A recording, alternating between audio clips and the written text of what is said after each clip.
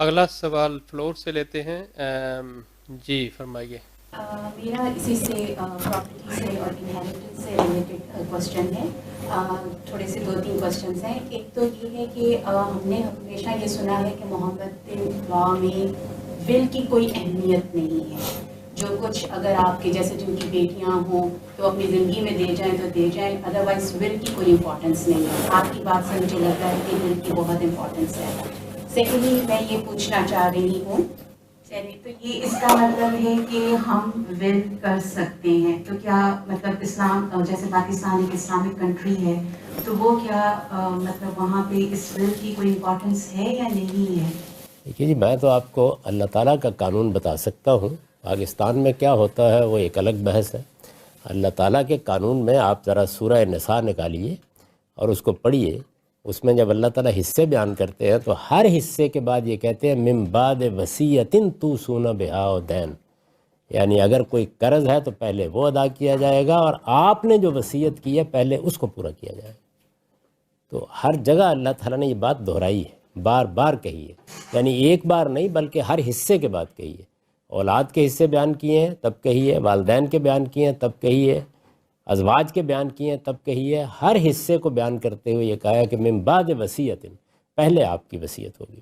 دنیا میں آپ جب جی رہے ہیں اس وقت تو آپ جس کو جو جی چاہے دیں، اس پر کوئی اللہ تعالیٰ نے قدغن نہیں لگائی، کیونکہ وہ دے دیا جاتا ہے۔ ہم اپنے کسی بچے کی فیس ادا کرتے ہیں، کسی کو گھر بنا کے دے دیتے ہیں، کسی کی کوئی اور خدمت کر دیتے ہیں، تو یہ سب معاملات زندگی میں تو ہم کرتے رہتے ہیں، لیکن جب موت کے بعد کے معاملے کو زیر بحث لایا جائے گا تو پہلے ہمیں وصیت کرنے کا حق دیا گیا ہے، اور یہ وصیت لازم ہے، ہم میں سے ہر شخص کو کرنی چاہیے، کیونکہ ہم اپنے حالات سے واقف ہوتے ہیں۔ آپ خود سوچئے ہمارے ملک میں کیا شکل ہوتی ہے، یعنی اگر 25-30 سال کی بھی لڑکی بیوہ ہو جائے تو وہ عام طور پر دوسری شادی نہیں کرتی، عام طور پر میں عرض کر رہا ہوں بہت کم ہوتا ہے۔ یعنی مجھے معلوم ہے اپنے خاندان میں، قریبی لوگوں میں، ملنے والوں میں، کہ کتنی عورتیں ہیں کہ جو 40-35 کی عمر میں بیوہ ہو گئیں اور پھر انہوں نے اپنے بچوں ہی کے لیے اپنی ساری عمر گزار دی۔ تو شوہر کو چاہیے کہ ان کے لیے وصیت کرے، اس لیے کہ ان کو بعد میں شادی تو نہیں کرنی۔ عرب کے معاشرے میں تو اگلے دن شادی کر لی جاتی تھی، یعنی آپ سوچیں ہر معاشرے کی اپنی روایات ہوتی ہیں نا، اپنی ٹریڈیشن ہے۔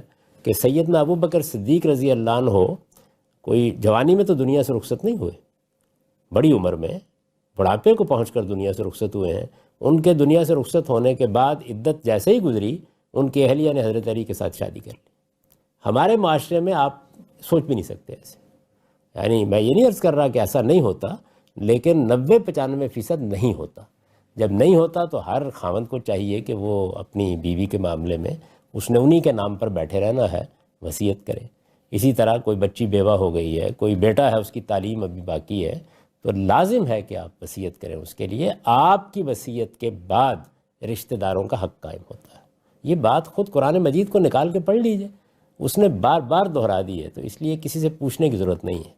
ہمارے ہاں اس میں جو غلط فہمی کی بنیاد ہوئی وہ یہ ہے کہ 2 باتیں عام طور پر علماء نے بیان کر دیں۔ ایک یہ بیان کر دیا کہ وارثوں کے حق میں وصیت نہیں ہو سکتی، وارثوں کے حق میں رشتہ داری کی بنیاد پر وصیت نہیں ہو سکتی، ضرورت اور خدمت کی بنیاد پر آپ کو حق ہے کہ آپ وصیت کریں۔ تو اس بات کو سمجھنے میں غلطی لگی۔ دوسرے یہ کہ نبی صلی اللہ علیہ وسلم کی ایک گفتگو کسی نے بیان کر دی کہ ایک موقع پر ایک صحابی نے یہ پوچھا کہ میرے پاس بہت مال ہے تو میں چاہتا ہوں سارا ہی خدا کی راہ میں وصیت کر دوں۔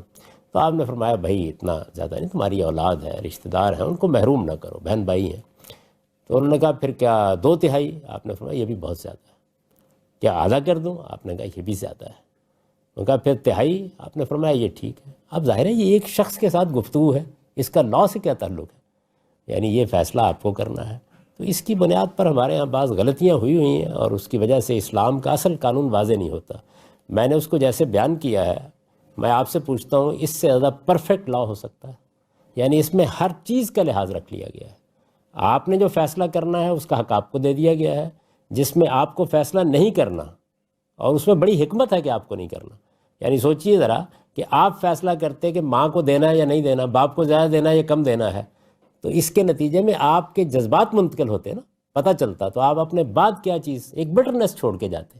تو اللہ تعالیٰ نے یہ فیصلہ خود کر دیا، اور فیصلے کی وجہ بھی بتا دی کہ جس سے جتنی زیادہ منفعت پہنچتی ہے میں نے اس کا حصہ زیادہ رکھا ہے۔ ہم جذبات میں مبتلا ہو جائیں گے، بیٹی ہے کیسے اس کا حصہ کم کر دیں، لیکن یہ بالکل حقیقت ہے کہ بیٹی کی منفعت شادی کے بعد اس کے شوہر اور سسرال کو منتقل ہو جاتی ہے، یعنی اس سے جو نفع پہنچنا ہوتا ہے وہ ادھر کم اور ادھر بہت زیادہ ہو جاتا ہے۔